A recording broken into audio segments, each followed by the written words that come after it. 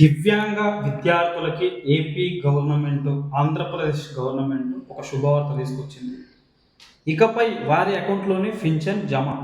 సామాజిక పింఛన్లు తీసుకుంటున్న దివ్యాంగ విద్యార్థులకు ప్రభుత్వం ఊరట కలిగించింది. వారు గురుకులాల వసతి గృహాల నుంచి వచ్చి పింఛన్ తీసుకోవడానికి ఇబ్బందులు పడుతుండడంపై దృష్టి సారించింది. ఇకపై వారి అకౌంట్లోనే పెన్షన్ జమ చేయాలని నిర్ణయించింది. దీనివల్ల సుమారు 10,000 మంది దివ్యాంగ స్టూడెంట్స్కి ఉపశమనం కలగనుంది.